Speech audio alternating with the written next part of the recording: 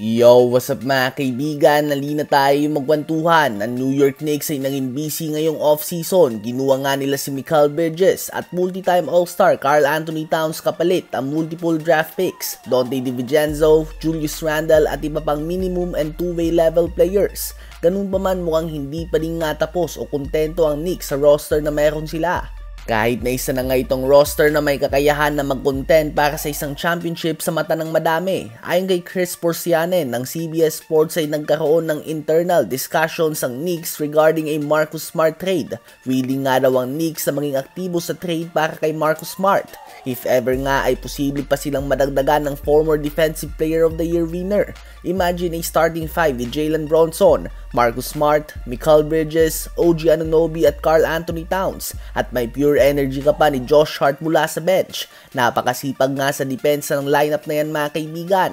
Ganun pa man ay magiging maganda kaya ang epekto nito kung sakali. At least nga si Towns ay nakahabol pa sa training camp. Kung sakali ay bigla lang papasok sa kalagitnaan ng season si Marcus Smart at tiyak na hindi din ito papakawalan ng Memphis Grizzlies na isang playoff contender din ng walang matinding kapalit. Kaya naman posibleng kailangan din nga ng Knicks na magbitaw ng multiple solid pieces mula sa kanilang bench. Kung gusto nga nila na mapasang-ayon ng Grizzlies sa trade na ito, ano ba masasabi nyo tungkol dito? Habang reigning unanimous Rookie of the Year winner Victor Wembanyama ay damang-dama nga kaagad ang impact ng isang veteran na tulad ni Chris Paul sa kanilang team. Ayon kay Wemby ay sa palagay niya nga daw ay hindi madami sa liga ang may kakayahan na magdala ng kaalaman sa basketball na tulad ng ginagawa ni Chris Paul ngayon. Tinuturuan nga daw sila nito na tingnan ang game sa ibang paraan at malaking bagay nga daw ito para sa development ni Wemby mga kaibigan.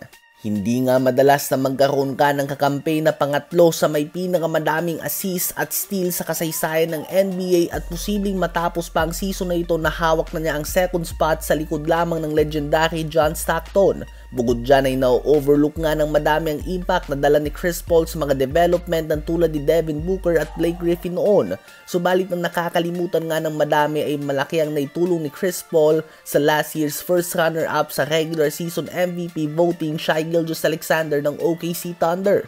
Ayon nga kay SGA ay talagang tinulungan siya nito na maging totoong pro. Ito nga daw ang nagpakita sa kanya na mahalaga ang mga bagay na ginagawa mo sa labas ng court kung nais mong tumagal sa loob ng court. At nagresulta nga ito sa on-court success. From being one of the worst teams sa NBA noon, ang OKC ay nakapasok sa playoffs at nagtala ng record na 44 wins and 28 losses sa isang taon ni Chris Paul dito.